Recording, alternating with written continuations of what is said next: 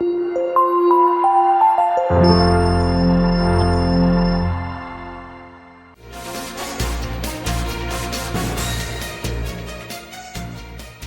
लोकदल 12 फरवरी को चौधरी अजित सिंह के जन्मदिन के अवसर पर एक अभियान शुरू करने जा रही है।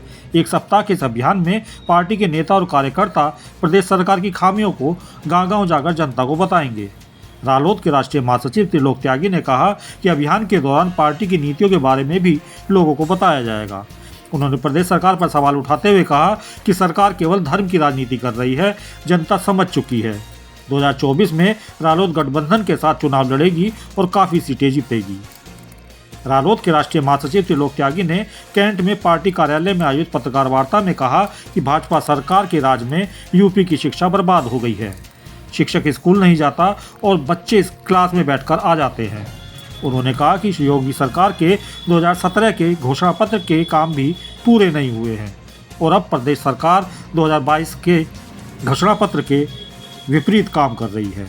रालोद महासचिव ने कहा कि खाद, बीज, कीटनाशक, डीजल के रेट बढ़ चुके हैं, इससे किसानों पर अतिरिक्त बोझ पड़ रहा है। त्रिलोक त्यागी ने कहा कि बजट में किसानों के साथ धोखा किया गया है, ना तो स्वास्थ्य और ना ही शिक्षा पर सरकार का कोई ध्यान गया। इसके साथ साथ ग्रामीण अर्थव्यवस्था को लेकर भी बजट में कोई स्थान नहीं दिया गया। ना नौजवानों ना महिलाओं के लिए इस बजट में कुछ है। बजट केवल उद्यमियों के लिए बनाया गया है।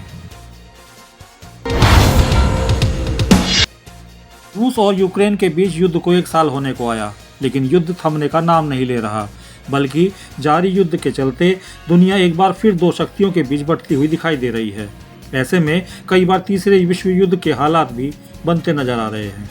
यूक्रेन के समर्थन में अमेरिका, यूरोपीय संघ समेत 21 से ज़्यादा देश हैं जो यूक्रेन को आर्थिक, सैन्य और मानवीय रूप में 106.75 बिलियन डॉलर मदद कर चुके हैं। यही वजह है कि रूस जिस यूक्रेन पर एक सप्ताह में जीत दर्ज करने का दावा कर रहा था, वह भी अब सोचने को मजबूर है। रूस के मुकाबले यूक्रेन युद्ध में कहीं नहीं ठहरता था। शुरुआत में रूस ने अपने भारी भरकम आक्रमणों से इसे साबित करने की कोशिश भी की थी। यूक्रेन चारों ओर से हमले के कारण घिर गया था और उसका काफ़ी नुकसान भी हुआ। यूक्रेन की बिगड़ती स्थिति के बाद अमेरिका समेत यूरोप के कई देश उसे समर्थन देने के लिए आगे आए और यूक्रेन की मदद की। इन देशों ने यूक्रेन को जिस तरह से मदद की, उससे युद्ध की दशा और दिशा दोनों बदल गई। इसी मदद के कारण ही यूक्रेन साल भर से रूस के हमलों के सामने डटा हुआ है।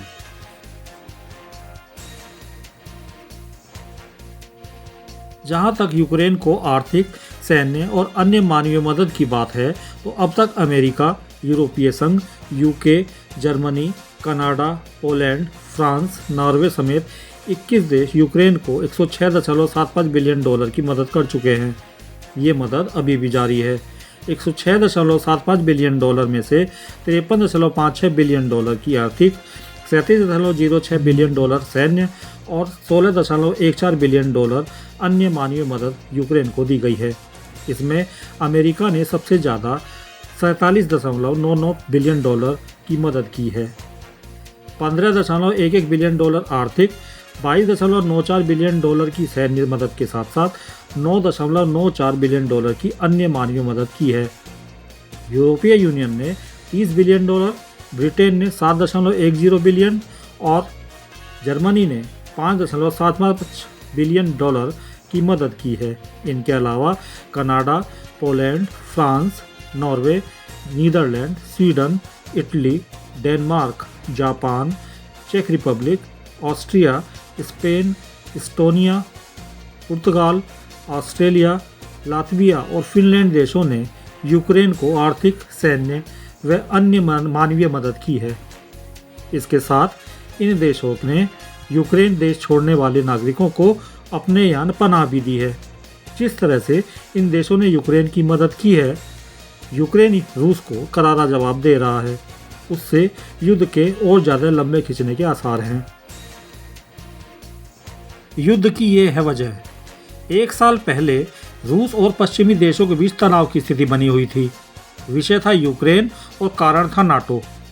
एक तरफ यूक्रेन नाटो समूह में शामिल होने की बात कह रहा था, जबकि रूस चेतावनी दे रहा था कि वह इसे बिल्कुल सहन नहीं करेगा। पश्चिमी देश यूक्रेन का खुलकर समर्थन कर रहे थे। इसी को वजह बताते हुए रूस ने 24 फरवरी 2022 को यूक्रेन पर सैन्य कार्रवाई कर दी। वैसे भी रूस और यूक्रेन के बीच तनाव नया नहीं है। साल 2014 में रूस ने यूक्रेन के द्वीप क्रीमिया पर कब्जा कर लिया था। दोनों के बीच तनाव का कारण यही था कि रूस का दावा था कि यूक्रेन उसका हिस्सा है और वह हमेशा यूक्रेन का पश्चिमी देशों की ओर से झुकाव के खिलाफ था।